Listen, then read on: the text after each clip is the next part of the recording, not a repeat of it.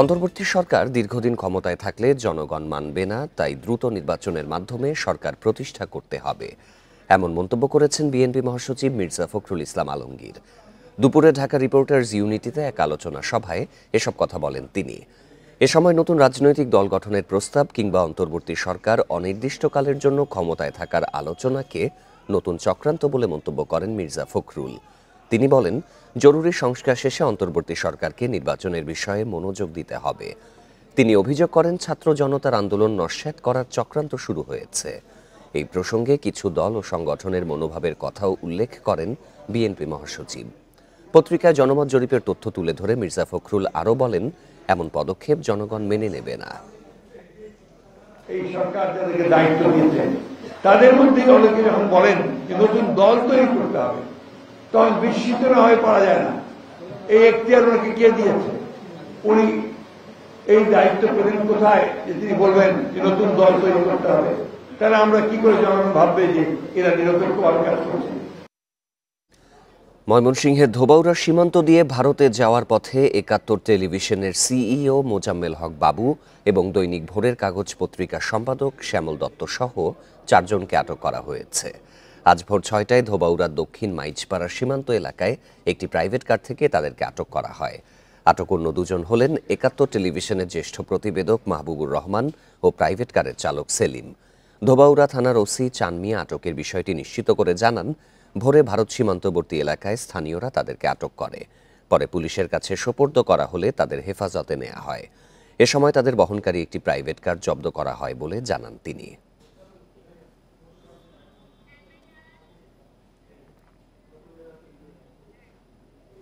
এ বিষয়ে আরও জানাতে ময়মনসিংহ থেকে যোগ দিচ্ছেন সহকর্মী আবু সালে মুসা। মুসা, তাদেরকে কখন এবং কি অভিযোগে আটক করা হয়েছে?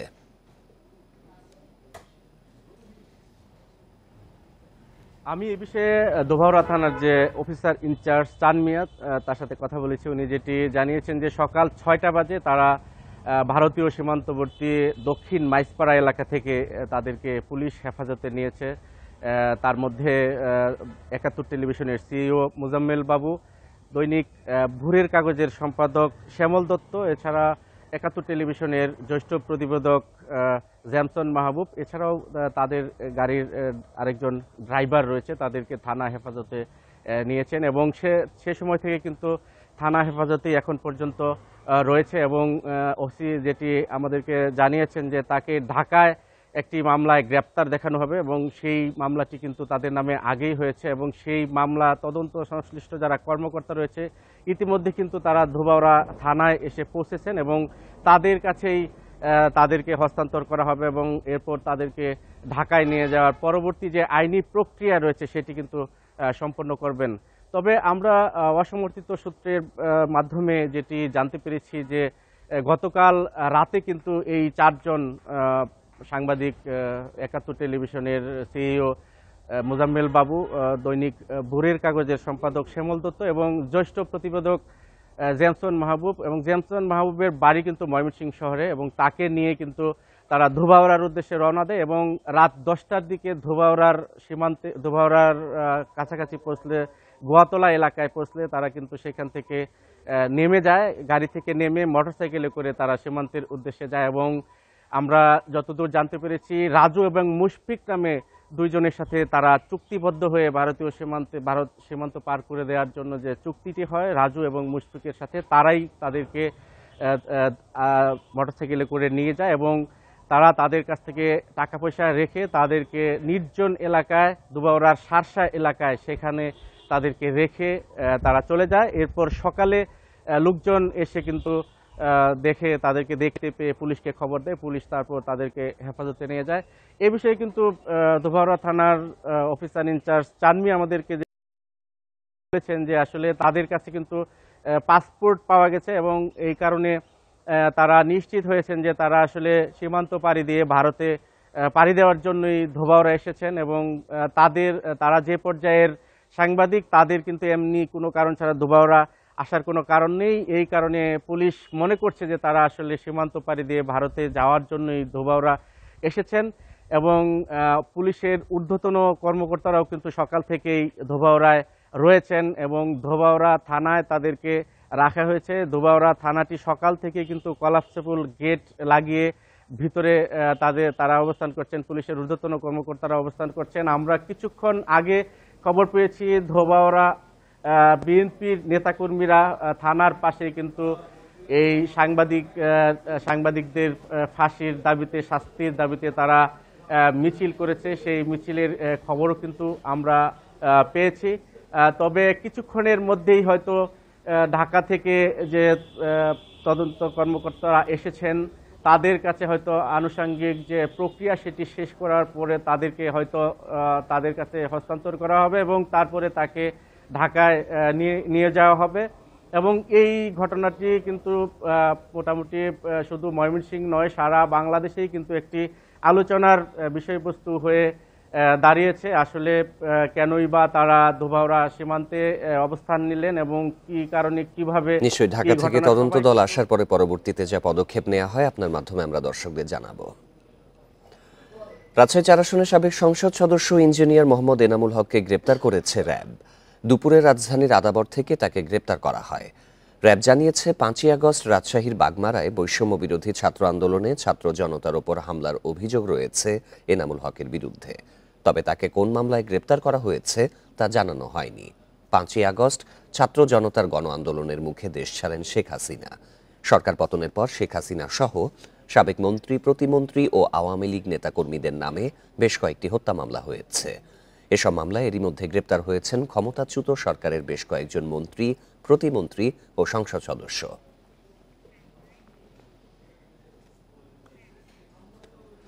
আলোচিত সামিট গ্রুপের চেয়ারম্যান আজিজ খানের সিঙ্গাপুরে বিপুল সম্পদের পাহাড়, অথচ দেশে সামান্যই। সিঙ্গাপুরে ১৩,৪০০ কোটি টাকার বিপরীতে দেশে মাত্র ৩৩০ কোটি। দেশে তার পরিবারের ৭ সদস্যের সম্পদের পরিমাণ প্রায় ১২০০ কোটি টাকা। কর ফাঁকি তদন্ত করতে গিয়ে আজিজ পরিবারের সদস্যদের ও তাদের মালিকানাধীন ১৫০ কোম্পানির নথি সংগ্রহ করেছে এনবিআরের গোয়েন্দা সংস্থা সিআইসি। শেখ হাসিনা সরকারের আশীর্বাদ পুষ্ট অন্যতম শীর্ষ ব্যবসায়ী সামিট গ্রুপের আজিজ খান সিঙ্গাপুরে বসে একচ্ছত্র আধিপত্য প্রতিষ্ঠা করেছেন বিদ্যুৎ, জ্বালানি, যোগাযোগ প্রযুক্তি সহ নানা খাতে। মার্কিন সাময়িকী ফোর্বসের হিসাবে আজিজ সিঙ্গাপুরের ৪১তম ধনী। সম্পদ $১১২ কোটি, টাকায় যা ১৩,৪০০ কোটি। তবে তার সম্পদের সামান্যই দেশে। আয়কর নথিতে আজিজ সম্পদ দেখিয়েছেন ৩৩০ কোটি টাকা, যার ২৯৫ কোটি টাকা ব্যাংকে ও শেয়ার বাজারে বিনিয়োগ। পরিবারের মধ্যে সম্পদে এগিয়ে আজিজের ২ কন্যা। আয়েশা আজিজ খান দেখিয়েছেন ২৮২ কোটি টাকা আর আজিজা আজিজ খানের ২৭৫ কোটি টাকা। তাদের বেশিরভাগ টাকাই শেয়ার বাজারে বিনিয়োগ। ২ বোনের মধ্যে আয়েশার আছে অকৃষি জমি। স্ত্রী আঞ্জুমান আজিজ খানের সম্পদ ৯৪ কোটি টাকা, যার ৫০ কোটি টাকা শেয়ার বাজারে, বাকিটা ব্যাংকে। ভাই লতিফ খানের সম্পদ ৮৭ কোটি টাকা প্রায়। এর মধ্যে কোম্পানির শেয়ারের মূল্য ৭৬ কোটি টাকা। তার আছে ৩.৫ কোটি টাকার গাড়ি। আরেক ভাই ফরিদ খানের সম্পদ ৯৯ কোটি টাকা। শেয়ার বাজারে তার বিনিয়োগ ১৪১ কোটি। তার ঋণ ৭৫ কোটি টাকা। আজিজ খানের ভাইয়ের ছেলে ফয়সাল খানের সম্পদ ৫৩ কোটি টাকা, যার ৪১ কোটি শেয়ার বাজারে বিনিয়োগ। কর্পোরেট যে কোম্পানিগুলো আছে, বড় বড় কোম্পানি, যাদের বিরুদ্ধে এখন ইনভেস্টিগেশন হচ্ছে, তাদের বিরুদ্ধে তদন্ত করতে যে বা ইচ্ছা প্রকাশ করতে যে কিন্তু অফিসারদের স্বস্তিতে থাকার পরিবেশ ছিল না। অনেকে বদলিও করে দেওয়া হয়েছে যদি কেউ স্বপ্রণোদিত হয়ে তাদের বিরুদ্ধে অ্যাকশন নিতে গিয়েছে। দেশ স্বাধীনের পরপরই ব্যবসা শুরু করেন ঢাকা বিশ্ববিদ্যালয়ের IBA গ্রাজুয়েট আজিজ খান। শেখ হাসিনার প্রধানমন্ত্রীত্বের প্রথম মেয়াদে শুরু তার বিদ্যুতের ব্যবসা। পরবর্তীতে শেখ হাসিনা আবার ক্ষমতায় এলে সিঙ্গাপুরে ব্যবসা পরিচালনার অনুমতি পান আজিজ খান। দেশটিতে পুঁজি ও মুনাফা স্থানান্তর নিয়ে আছে নানা প্রশ্ন। তবে তদন্তে শুধু ব্যক্তির কর ফাঁকি ও অর্থ পাচার দেখবে এনবিআরের কেন্দ্রীয় গোয়েন্দা সংস্থা CIC. Ruhul Amin, independent news, Dhaka. Awami লীগের শাসনামলে গত ১৫ বছরে প্রশাসনে বঞ্চনার শিকার কর্মকর্তাদের ক্ষতিপূরণ দেবে সরকার। আগামী ৩ মাসের মধ্যে ২০০৯ থেকে ২০২৪-এর আগস্ট পর্যন্ত বঞ্চিতদের তালিকা চূড়ান্ত করবে আবেদন বাছাই কমিটি। সকালে সচিবালয়ের সংবাদ সম্মেলনে এসব তথ্য জানিয়েছেন জনপ্রশাসন মন্ত্রণালয়ের সিনিয়র সচিব ডক্টর মোহাম্মদ মোখলেসুর রহমান। আওয়ামী লীগের সরকার পতনের পর ১৫ বছর ধরে পদবঞ্চিত সরকারি কর্মকর্তা কর্মচারীদের ক্ষতিপূরণের দাবি ওঠে। এসব দাবির যৌক্তিকতা বিবেচনায় নিয়ে দ্রুত সুরাহা করার জন্য উদ্যোগ নেয় অন্তর্বর্তী সরকার। এর অগ্রগতি জানাতে সরকারি ছুটির দিনেও নিজ কার্যালয়ে সংবাদ সম্মেলন করেন জনপ্রশাসন সচিব জনাব Zakir Ahmed Khan, former finance secretary, also he was the alternative executive of World Bank. তাকে এই কমিটির চেয়ারম্যান করা হয়েছে। এই কমিটিটার নাম হলো, আপনাদের স্পেসিফিক বলি, জনপ্রশাসন মন্ত্রণালয়ের আওতায় চাকরিতে নানাভাবে বঞ্চনার শিকার কর্মকর্তাগণের আবেদন পর্যালোচনা ও নিষ্পত্তির লক্ষ্যে কমিটি। এই কমিটিকে টিওআর হিসেবে ৩ মাস সময় দেওয়া হয়েছে এবং এই কমিটির সাথে আরও ৪ জন কর্মকর্তাকে দেওয়া হয়েছে, তারা অতিরিক্ত সচিব লেভেলের 4 মন্ত্রণালয়ের। যারা চাকরিতে আছেন তাদের ক্ষেত্রে এ সুযোগ প্রযোজ্য হবে না। ২০০৯ সাল থেকে ২০২৪ সালের আগস্ট পর্যন্ত বঞ্চনার শিকার হওয়া কতজন এ পর্যন্ত ক্ষতিপূরণ প্রত্যাশী সে ধারণাও দেন সচিব। ২,৫০০ যে আমাদের দীর্ঘ ১৬ বছরে বঞ্চিত, ইনক্লুডিং মি, এই এদের নিয়ে কোন পিরিয়ড ২০০৯ সাল থেকে ৪ আগস্ট ২০২৪ এই পিরিয়ডের মধ্যে যারা বঞ্চিত হয়েছেন নানানভাবে ইত্যাদি, তাদের বিষয়গুলি কেস টু কেস বিবেচনা করে সরকারকে সুপারিশ করবে কাকে কোন জায়গায় নেওয়া যায়। এবং এটাকে বলে আমাদের যারা চাকরি চলে গেছেন, চাকরি করে বিদায় নিয়েছেন, শুধুমাত্র তাদের জন্য, যারা চাকরিতে আছেন তাদের জন্য এটা কোনো বিষয় না। বেশিরভাগ কর্মকর্তাকেই আর্থিক ক্ষতিপূরণের আশ্বাস সরকারের। আর চাকরিতে কারা ফিরতে পারবেন সে বিষয়টি নিশ্চিত করবে কমিটি। শাহাদাত স্বপন, ইন্ডিপেন্ডেন্ট নিউজ, ঢাকা। কয়েকদিনের শ্রমিক অসন্তোষে উৎপাদন ব্যাহত হওয়ায় আজ সরকারি ছুটির দিনেও সাভার আশুলিয়া শিল্পাঞ্চলের বেশিরভাগ শিল্প কারখানা চালু রেখেছে মালিকপক্ষ। সকাল থেকে শান্তিপূর্ণভাবে শ্রমিকরা কারখানায় প্রবেশ করে কাজ শুরু করেন। এখন পর্যন্ত কোথাও কোনো শ্রমিক অসন্তোষের খবর পাওয়া যায়নি। তবে পরিস্থিতি বিবেচনায় গত কয়েকদিনের মতোই শিল্পাঞ্চলে অতিরিক্ত আইন শৃঙ্খলা রক্ষাকারী বাহিনীর সদস্য মোতায়েন রয়েছে। আশুলিয়া সাভার শিল্পাঞ্চলের ১,৮৬৩টি শিল্প কারখানার মধ্যে ১৪০০ কারখানাই চালু আছে।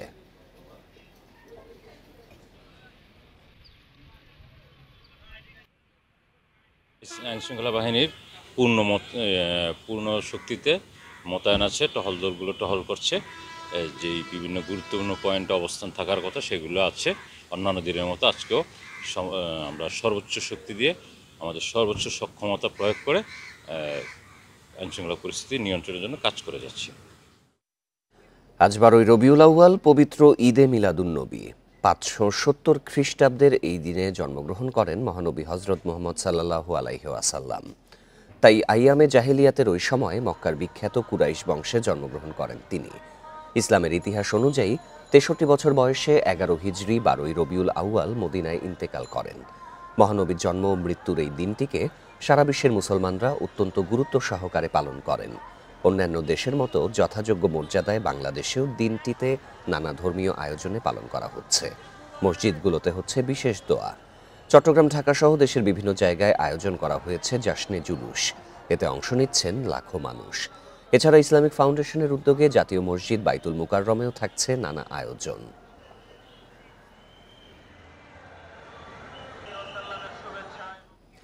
এদিকে পবিত্র ঈদে মিলাদুন্নবী উপলক্ষে আহলা দরবার শরীফের আয়োজনে রাজধানীতে হয়ে গেল জাশনে জুলুস।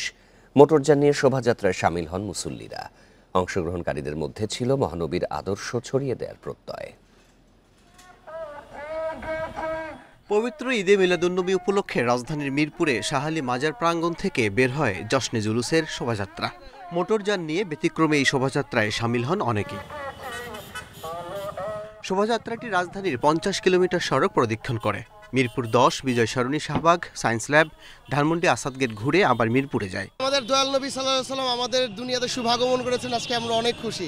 আমার নবী জিন্দা নবী, জিন্দা নবী ছিলেন, জিন্দা নবী আছেন, জিন্দা নবী থাকবেন। উনি আসছে বিধায় আমরা ঈদ পাইছি। এই দিনটা না হলে আমাদের দুইটা ঈদ পেতাম না। আমার রাসূলের ঈদের আজকের দিন আমার রাসূল আসছেন, এই দিনে আমরা অনেক খুশি, অনেক আনন্দ।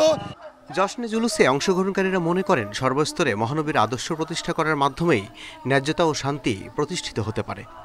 সবাই মিলে ঈদুল মিলাদুন্নবীর উদযাপন করি, মুসলমানের মধ্যে এত ভেদাভেদ না করি। আমরা রাসূলের মতাদর্শে যাতে আমরা জীবন গড়তে পারি, ইসলামের যে মূল স্তম্ভ এবং পাকে পাঞ্জাতান রাসূলের প্রতি বিশ্বাস ইমানটা যাতে আমাদের মজবুত হয়। প্রিয় নবী মুহাম্মদ সাল্লাল্লাহু আলাইহি সাল্লামের জুলুসের উসিলায় সবাই যেন ভালো কাজ করে।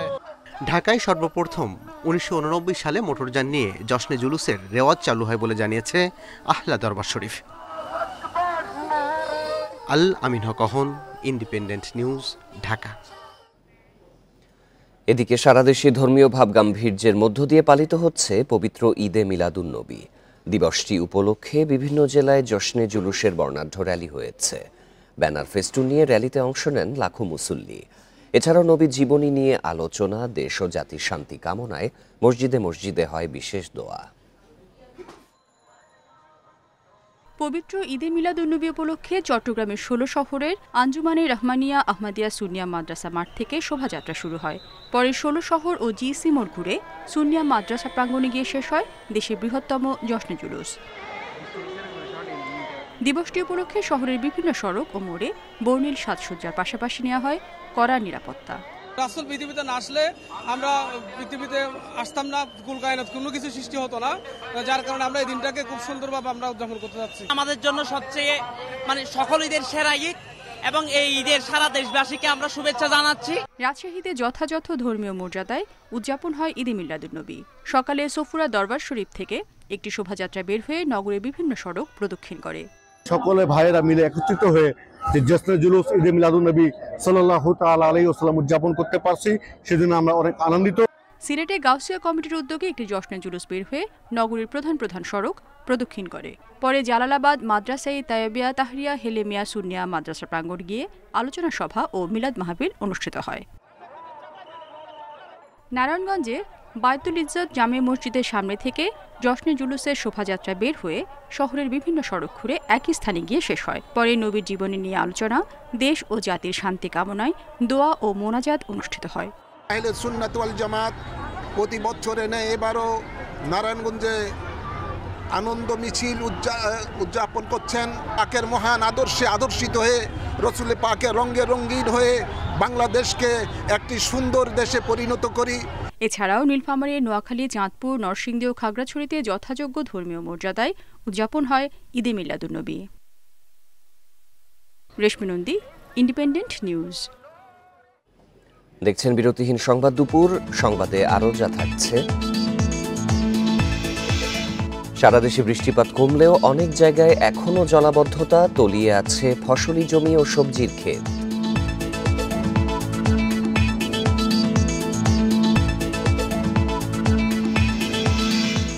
ছাত্র আন্দোলনে আহত অনেকের প্রয়োজন উন্নত চিকিৎসা, খরচ মেটাতে সহায়তার অপেক্ষায় পরিবার।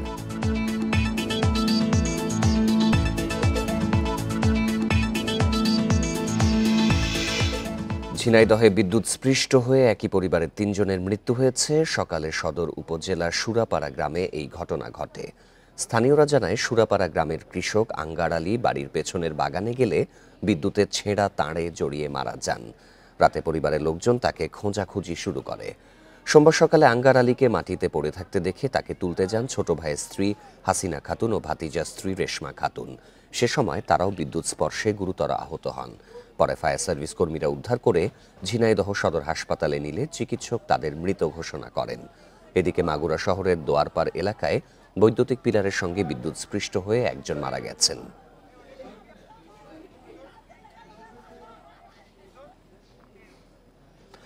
আজও কাল ঢাকায় ভারী বৃষ্টিপাতের সম্ভাবনা নেই, তবে আজও দেশের কোথাও কোথাও সামান্য বৃষ্টিপাত হতে পারে বলে জানিয়েছে আবহাওয়া অফিস। সকালে এই তথ্য জানান আবহাওয়াবিদ ডক্টর মোহাম্মদ আবুল কালাম মল্লিক। তিনি জানান, সাগরে সৃষ্ট গভীর স্থল নিম্নচাপটি আরও দুর্বল হয়ে উত্তর পশ্চিম দিকে অগ্রসর হচ্ছে। ঢাকা, চট্টগ্রাম, সিলেট, ময়মনসিংহ সহ আশপাশের এলাকায় বৃষ্টিপাত কমে আসছে। রোববার রাত থেকে আজ সকাল পর্যন্ত ঢাকায় 138 মিলিমিটার বৃষ্টিপাত রেকর্ড করা হয়েছে। সমুদ্র বন্দরে 3 নম্বর ও অভ্যন্তরীণ নদী বন্দর এলাকায় 1 নম্বর সতর্ক সংকেত বহাল রয়েছে।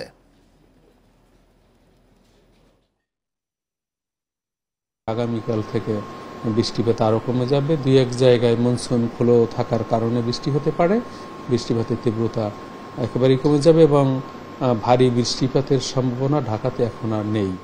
তবে আজকে থেকে পরবর্তী 24 ঘন্টার জন্য বিশেষ করে খুলনা, রাজশাহী এবং রংপুর বিভাগে অতি ভারী বৃষ্টিপাত, ভারী থেকে অতি ভারী বৃষ্টিপাতের সম্ভাবনা রয়েছে। এদিকে সারা দেশে বৃষ্টি কমলেও এখনও জলাবদ্ধ দেশের বিভিন্ন এলাকা। বৃষ্টি জলাবদ্ধতার কারণে বিপাকে পড়েছেন খেটে খাওয়া মানুষ। পানি জমে থাকায় কোথাও কোথাও নষ্ট হয়ে গেছে ফসলি জমি ও সবজির ক্ষেত। টানা ৩ দিন বৃষ্টির পর দেখা মিলেছে সূর্যের। বরিশাল নগরীর প্রধান সড়কগুলোতে জলাবদ্ধতা না থাকলেও নিচু এলাকার অলিগলিতে এখনও জমে আছে পানি। পানিগুলো নামতেছে না, কারণ হচ্ছে এইখানে যে ড্রেনেজ ব্যবস্থাটা, সেই ড্রেনেজ ব্যবস্থাটা ভালো না। আর আমাদের এখানে যে বর্তমান যে ময়লা আবর্জনার ফলে এটা নিয়মিত পরিষ্কার করা হয় না। আতবাড়ি হোস্টেল, অক্সফোর্ড মিশন, একাদবাড়ির বাসা, এই সম্পূর্ণ পানিটা এই একটা ড্রেনে নামে, এজন্য পানিটা স্থগিত হয়েছে। সোমবার সকাল থেকেই থেমে থেমে বৃষ্টি দেখা গেছে যশোরে। শহরের খুরকি, বেজপাড়া সহ কিছু নিচু এলাকায় এখনও পানি জমে আছে। বৃষ্টিতে বিপাকে পড়েছেন খেটে খাওয়া মানুষ। পটুয়াখালীর কুয়াকাটায় টানা বৃষ্টিতে তলিয়ে গেছে অসংখ্য মাছের ঘের ও পুকুর। ক্ষতিগ্রস্ত আমনের ক্ষেত। ঝড় ও বৃষ্টিতে উপড়ে পড়েছে অসংখ্য গাছপালা। খুলনা নগরীর রয়্যাল মোড়, করিমনগর, বয়রা মিস্ত্রি পাড়া সহ অনেক এলাকায় টানা বৃষ্টির জলাবদ্ধতা কাটেনি। 2 দিন ধরে জলাবদ্ধতার কবলে সাতক্ষীরা, মেহেরপুর ও ঝিনাইদহের নিচু এলাকা। পানি জমে নষ্ট হচ্ছে মাঠে থাকা মরিচ গাছ ও সবজির ক্ষেত। আর এখানে পরিকল্পনার কিছু সমস্যা আছে, পরিকল্পনার কারণে এই পানিগুলো আবদ্ধ আছে। সমস্যা হয়, পানি ঢুকে গেলে গাড়ি ইঞ্জিন অফ হয়ে যায়, ডিস্টার্ব আসে গাড়িতে, শহরের রাস্তাঘাট ভেঙে যায়। বৃষ্টি কমায় লক্ষ্মীপুরে বন্যা পরিস্থিতির উন্নতি হয়েছে। জেলার রামগতি, কমলনগর, রায়পুর, রামগঞ্জ উপজেলা এবং সদরের পশ্চিম অংশে বন্যার পানি নামলেও এখনও বিভিন্ন সড়কে পানি জমে থাকায় দুর্ভোগ পুরোপুরি কাটেনি। নোয়াখালীতে ঝড় বৃষ্টিতে গাছপালা উপড়ে বিদ্যুতের খুঁটি ভেঙে যাওয়ায় ভোগান্তিতে পল্লী বিদ্যুতের 1.5 লাখ গ্রাহক। বিকল সঞ্চালন লাইনগুলো মেরামতে কাজ করছেন পল্লী বিদ্যুতের কর্মীরা। Tania Nasrin, independent news. সুনামগঞ্জে কয়েক দফায় বন্যায় ক্ষতিগ্রস্ত সড়ক এখনও সংস্কার হয়নি। 615 কিলোমিটার সড়ক ও 47টি ব্রিজ কালভার্ট যান চলাচলের অনুপযোগী হওয়ার কারণে দুর্ভোগ পোহাচ্ছেন স্থানীয়রা। সড়ক বিভাগ বলছে বরাদ্দ পেলেই শুরু হবে সংস্কার কাজ। চলতি বছর 3 দফা বন্যার কবলে পড়ে সুনামগঞ্জ। এতে ব্যাপক ক্ষয়ক্ষতি হয় সড়ক যোগাযোগ ব্যবস্থার। সরকারি হিসেবে জেলায় 615 কিলোমিটার সড়ক ও 47টি ব্রিজ কালভার্ট ক্ষতিগ্রস্ত হয়েছে। এর মধ্যে অনেক সড়ক যান চলাচলের অনুপযোগী। এতে চরম দুর্ভোগ পোহাচ্ছেন স্থানীয়রা। নোয়াগার মানুষ তালা চলাফেরা করতে পারে না, মনে করেন এটা। আর আমরা তো মানে সাইরমকা যাইতে পারি না, পানির লাগে সাইরমকা পানি। আর রাস্তাঘাট তো ভাঙছে, প্রচুর ভাঙছে, চতুর্দিকে ভাঙা হয়ে গেছে। আমরা হাতরিয়া বেটিন বেটাইন হাতরিয়া সাইড চলবার কোনো ক্ষমতা নাই। আমরা ফাওয়াত নষ্ট করে কত মানুষ হয়ে যাচ্ছে ঘরে ধরে মানুষের এই ভাঙ্গায়। আমরা হসপিটালে দেখা আসতে হয়, কিন্তু রুগী নিয়ে যাওয়াটা খুবই সমস্যা। ক্ষতিগ্রস্ত সড়কের মধ্যে এলজিডির অধীনে আছে 500 কিলোমিটার সড়ক ও 17টি ব্রিজ কালভার্ট। সড়ক ও জনপথ বিভাগের অধীনে রয়েছে 115 কিলোমিটার সড়ক ও 30টি ব্রিজ কালভার্ট। কর্তৃপক্ষ বলছে বরাদ্দ পেলেই শুরু হবে সংস্কার কাজ। এখনও বরাদ্দটা পাওয়া যায় না, পাওয়া গেলে আমরা হয়তো দরপত্র প্রক্রিয়াকরণ করে আমরা নতুনভাবে যে রাস্তাগুলো ক্ষতিগ্রস্ত হয়েছে কার্পেটিং করা বা যেটা সড়ক বাদ ধসে গেছে সেখানে মাটি শোল্ডারে কাজ করা, কিছু স্লোপ প্রোটেকশানে কংক্রিটের মাধ্যমে স্লোপ প্রোটেকশানের কাজ, টো ওয়াল, রিটেনিং ওয়াল ইত্যাদি কাজগুলো আমরা করব। জেলার 12টি উপজেলার মধ্যে বন্যায় সবচেয়ে বেশি ক্ষতিগ্রস্ত হয়েছে দোয়ারা বাজার, ছাতক, বিশ্বম্ভরপুর ও সদর উপজেলায়। Independent news. বৈষম্য বিরোধী ছাত্র জনতা আন্দোলনে হতাহতদের অনেকেই এখনও হাসপাতালে। উৎকণ্ঠা নিয়ে তাদের সুস্থ হওয়ার অপেক্ষায় রয়েছেন স্বজনরা। সরকারি হাসপাতালে আহতদের বিনামূল্যে চিকিৎসা মিললেও অনেকেই বলছেন পুরোপুরি সুস্থ হতে প্রয়োজন উন্নত চিকিৎসার, যার ব্যয়ভার বহন সম্ভব নয় বেশিরভাগের পক্ষেই। বৈষম্য বিরোধী ছাত্র আন্দোলনে বগুড়া ও এর আশেপাশের জেলা থেকে আসা শিক্ষার্থী, দিনমজুর, মুদি দোকানি, রিকশা চালক সহ নানা পেশার মানুষ এখনও কাতরাচ্ছেন হাসপাতালের বিছানায়। তাদের সুস্থতার অপেক্ষায় স্বজনদের দিন কাটছে উৎকণ্ঠায়। বগুড়ার বিভিন্ন হাসপাতালে চিকিৎসা নেওয়া 395 জনের তালিকা করা হয়েছে। এ পর্যন্ত 65 জনের চিকিৎসার খরচ দিয়েছে সমাজসেবা অধিদপ্তর। এক পায়ে 180 গুলি লাগে আর ডান পায়ে 120টা গুলি লাগে। এই মতো অবস্থায় ডাক্তার একটা গুলিও বাইর করানি। আমি প্রায় 1 মাস 10 দিন যাবৎ মেডিকেল বেডে শুয়ে আছি। আমার পারিবারিক আর্থিক অবস্থা খুবই খারাপ। আমার বাবা একজন দিনমজুর, তাই আমার এখানে থাকতে কষ্ট হচ্ছে। এখনও ময়মনসিংহ মেডিকেলে ভর্তি আছেন 18 জন। এদের বেশিরভাগই উন্নত চিকিৎসা প্রয়োজন বলছে তাদের পরিবার। 32 গুলি খাবার পর যদুপুর সদরে ভর্তি হয়েছিলাম, ড্রেসিং করে সারিজ, তো এখান থেকে আবার সেগুলো ভর্তি হয়েছি। 8 তারিখে আবার ট্রান্সফার করছে মৌসুম ট্রান্সফার করাতে পরে এখানে ওই একই কথা বলছে যে এগুলো বাই করতে হবে না। এত কিছু করলাম দেশের জন্য, যদি আমরা যেভাবে বসে থাকি মানে সময় যায়, উন্নত চিকিৎসা না হলে তো ঝামেলা। মুন্সিগঞ্জে আহত 142 জন প্রাথমিক চিকিৎসা শেষে বাড়ি ফিরেছেন। তবে পুরোপুরি সুস্থ হতে উন্নত চিকিৎসা জরুরি বলছেন ভুক্তভোগীদের অনেকেই। প্রথম যে সময় ঢাকা হাসপাতালে ছিলাম সেই সময় আমার সবাই খোঁজখবর নিয়েছিল, এখন আমি বাসায় আছি, এখন আমার কেউ কোনো খোঁজখবর নেয় না। যখন আমাদের হাত খরচ সব কিছু নিজেদের গাড়ির থেকে চলা করছে, যাই সহজে দেখছে এর দিকে তোর হয় না, ছেলেদের নেওয়া আসা যাওয়া করা অনেক সমস্যা হয়েছে আমাদের। এছাড়া রাজশাহী, সিলেট ও চট্টগ্রামে ভর্তি আছেন 11 জন। তাদের চিকিৎসায় বিশেষ নজরদারির কথা জানিয়েছে হাসপাতাল কর্তৃপক্ষ। রেশমি নন্দী, ইন্ডিপেন্ডেন্ট নিউজ। আওয়ামী লীগ সরকারের সাবেক সংস্কৃতি মন্ত্রী আসাদুজ্জামান নূর ও সাবেক বিমান প্রতিমন্ত্রী মাহবুব আলীকে গ্রেপ্তার করেছে ডিবি পুলিশ। তাদের দুজনের বিরুদ্ধেই মামলা রয়েছে। রোববার রাত 11টার দিকে রাজধানীর বেইলি রোডের নওরতন কলোনি থেকে নূরকে গ্রেপ্তারের পর মিন্টো রোডের ডিবি কার্যালয়ে নেওয়া হয়েছে। মিরপুর থানার একটি মামলার আসামি তিনি। নীলফামারী 2 আসনে আওয়ামী লীগের 5 বারের সংসদ সদস্য ছিলেন আসাদুজ্জামান নূর। এদিকে রাজধানীর যাত্রাবাড়ি থানার একটি হত্যা মামলায় সেগুনবাগিচা থেকে রাতে গ্রেপ্তার করা হয়েছে সাবেক বিমান প্রতিমন্ত্রী মাহবুব আলীকে। তাকেও ডিবি কার্যালয়ে রাখা হয়েছে। আইন অনুযায়ী তাদের রিমান্ড চেয়ে আজ আদালতে তোলা হবে বলে জানিয়েছে পুলিশ। মাহবুব আলী হবিগঞ্জ 4 আসনে টানা 2 বার আওয়ামী লীগের সংসদ সদস্য ছিলেন। রংপুরের সরকারি খাদ্য গুদাম থেকে প্রায় 2 কোটি টাকার চাল, গম বিক্রি ও আত্মসাতের অভিযোগে খাদ্য পরিদর্শক সহ 3 জনের বিরুদ্ধে মামলা হয়েছে। শনিবার রাতে সদর উপজেলা খাদ্য নিয়ন্ত্রক নিখিল চন্দ্র বর্মন বাদী হয়ে রংপুর মেট্রোপলিটন কোতোয়ালি থানায় মামলাটি করেন। মামলার আসামিরা হলেন সদর উপজেলা খাদ্য পরিদর্শক ও ভারপ্রাপ্ত কর্মকর্তা কানিজ ফাতেমা, নিরাপত্তা প্রহরী চঞ্চল কুমার সিংহ এবং লেবার সর্দার রবিউল ইসলাম।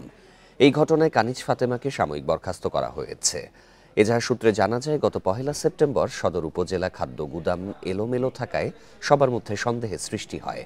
এরপর জেলা খাদ্য নিয়ন্ত্রক সহ অন্য কর্মকর্তারা সরেজমিনে খাদ্য গুদামটি পরিদর্শন করে 5 সদস্যের একটি তদন্ত কমিটি গঠন করেন। টানা 10 দিন তদন্ত করে 11 সেপ্টেম্বর জেলা খাদ্য নিয়ন্ত্রকের কাছে তদন্ত প্রতিবেদন জমা দিলে জড়িতদের বিরুদ্ধে ব্যবস্থা নেওয়া হয়।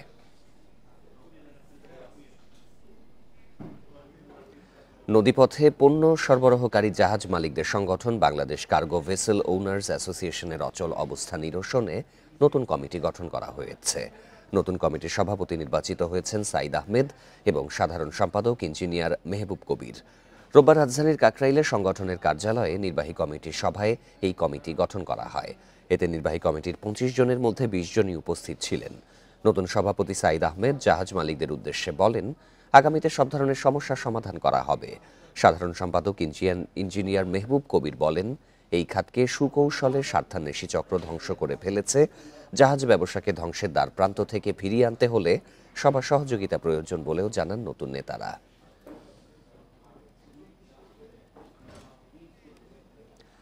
ডলার ও এলসি সংকটে ক্ষতির মুখে জাহাজ ভাঙা শিল্প। গত বছরের তুলনায় চলতি বছর এখনো পর্যন্ত পুরনো জাহাজ আমদানি কমেছে প্রায় 44 ভাগ। এতে বিপাকে পড়েছেন এই খাতের মালিক, শ্রমিক ও ব্যবসায়ীরা। পুরনো জাহাজ ভাঙার জন্য বিশ্বব্যাপী বিশেষ পরিচিতি রয়েছে চট্টগ্রামের, কিন্তু সাম্প্রতিক বছরগুলোতে এই খাতে বড় ধরনের সংকট দেখা দিয়েছে। জাহাজ ভাঙা শিল্প মালিকদের সংগঠন বিএসবিআরএ বলছে, 2022 সাল থেকে অস্থির এই খাত। চলতি বছর পরিস্থিতি সবচেয়ে বেশি খারাপ। প্রায় 10,000 কোটি টাকার এই খাতের শ্রমিক ও মালিকেরা পড়েছেন গভীর সংকটে। জাহাজের পুরনো আসবাবপত্র, ইলেকট্রনিক সামগ্রী ও বিভিন্ন যন্ত্রপাতির ব্যবসাও ক্ষতির মুখে। ডলার সংকট, এলসি জটিলতা, মুদ্রাস্ফীতি ও রাজনৈতিক নানা কারণে এমন হাল বলছেন বিশেষজ্ঞরা। আন্তর্জাতিকভাবে জাহাজের দাম বেশি, আবার বাংলাদেশে আপনার লোহার দাম কম, এই সকল নানা বিষয়ের কারণে আপনার মালিকরা জাহাজ আনতে পারেনি। যে কারণে আপনার জাহাজ কম ছিল। আমরা আগের বছরগুলোতে দেখা গেছে বাংলাদেশ একটা মোটামুটি হাইয়েস্ট পরিমাণ জাহাজ ভাঙছে, কিন্তু গত বছরের লাস্ট 6 মাসও কিন্তু সেই প্রবণতা আমরা দেখিনি। চট্টগ্রামের সীতাকুণ্ডে 2 বছর আগে মোট জাহাজ ভাঙা ইয়ার্ড ছিল 160টি। বন্ধ হতে হতে বর্তমানে চালু আছে মাত্র 30 থেকে 35টি। এসব ইয়ার্ডের বেশিরভাগই চলতি বছর কোনো জাহাজ আনতে পারেনি। আমাদের 160টা আমাদের ছিল, ইন্ডাস্ট্রি ছিল, এর মধ্যে আস্তে আস্তে 30টার মধ্যে চলে আসছে। সব অ্যাক্টিভ নাই, মানে ট্রলার সংকটে কেউ জাহাজ চালাচি করতে পারতেছে না, আর ওখান মার্কেটও খারাপ হয়ে গেছে। চলতি বছর শিপ ব্রেকিং ইয়ার্ডগুলোতে বিভিন্ন দুর্ঘটনায় নিহত হয়েছেন 7 শ্রমিক। অনুপম শীল, ইন্ডিপেন্ডেন্ট নিউজ, চট্টগ্রাম। অবশেষে ক্ষতিপূরণের টাকা পেতে যাচ্ছেন দিনাজপুরের বড় পুকুরিয়া কয়লা খনির কারণে ক্ষতিগ্রস্তরা। গ্রামবাসীর আন্দোলনের প্রেক্ষিতে প্রাথমিকভাবে 8টি গ্রামে 6 কোটি 3 লাখ টাকা বরাদ্দ দিয়েছে খনি কর্তৃপক্ষ। দ্রুত টাকা বিতরণের দাবি ভুক্তভোগীদের। দিনাজপুরের বড়পুকুরিয়া কয়লা খনিতে ভূগর্ভস্থ পদ্ধতিতে কয়লা উত্তোলন করায় আশপাশের বিভিন্ন গ্রামের ঘরবাড়িতে ফাটল দেখা দেয়। এ কারণে খনি কর্তৃপক্ষের কাছে ক্ষতিপূরণ চেয়ে আন্দোলন করে আসছিলেন ক্ষতিগ্রস্ত 17 গ্রামের বাসিন্দা। এর প্রেক্ষিতে তদন্ত কমিটি গঠন করে খনি কর্তৃপক্ষ। তাদের সুপারিশের ভিত্তিতে ক্ষতিপূরণ হিসেবে চলতি মাসে 6 কোটি 3 লাখ 8 হাজার টাকা বরাদ্দ দেয়া হয়। সুষ্ঠুভাবে সেই টাকা বিতরণের দাবি গ্রামবাসীদের। বাজেট চলে যাচ্ছে, তা এটা যত তাড়াতাড়ি আমাদেরকে দেয় ফাটন বাড়ির মেরামত করার জন্য, তাহলে আমরা খুশি। আমরা ব্যবসা বাণিজ্য আবার পুনরায় ভালোভাবে করতে পারবো, বাড়িঘর পুনরায় মেরামত করে পরিবারের সদস্য নিয়ে খুব সুন্দরভাবে থাকতে পারবো। আমাদের অত্র এলাকার 19টি গ্রামের ক্ষতিগ্রস্তদের, প্রকৃত যারা ক্ষতিগ্রস্ত তাদের মাঝে, তাদের পরিবারের মাঝে এই টাকাটা, ক্ষতিগ্রস্ত টাকাটা সবাইকে সঠিকভাবে প্রদান করার জন্য বিশেষভাবে অনুরোধ করা যাচ্ছে। প্রাথমিকভাবে 8টি গ্রামে ক্ষতিগ্রস্ত পাকা বাড়ির জন্য এককালীন 10,000 টাকা, কাঁচা বাড়ির জন্য 8,000 এবং কম ক্ষতিগ্রস্ত বাড়ির জন্য 6,000 টাকা দেবে খনি কর্তৃপক্ষ। সম্পূর্ণ এলাকা আশেপাশে 8-10টা গ্রাম সরেজমিনে পরিদর্শন করেছে এবং একটা প্রতিবেদন জমা দিয়েছে। বাড়িঘরের সংখ্যা, ফাটলের পরিমাণ সবকিছু মিলে সর্বমোট 6 কোটি 3 লক্ষ 8 হাজার টাকা ক্ষতিপূরণ প্রদান করা যাবে। আমরা পরবর্তীতে এলাকাবাসীর সাথে আলোচনা করে ক্ষতিপূরণ প্রদানের উদ্যোগ গ্রহণ করব। দিনাজপুরের বড়পুকুরিয়া খনিতে 2005 সাল থেকে কয়লা উত্তোলন করা হচ্ছে। Independent news. এই ছিল এখনকার ইন্ডিপেন্ডেন্ট সংবাদে। সব খবরের আরও বিস্তারিত জানতে চোখ রাখুন ফেসবুক, ইউটিউব এবং এক্সে। আমন্ত্রণ আমাদের পরের আয়োজনে।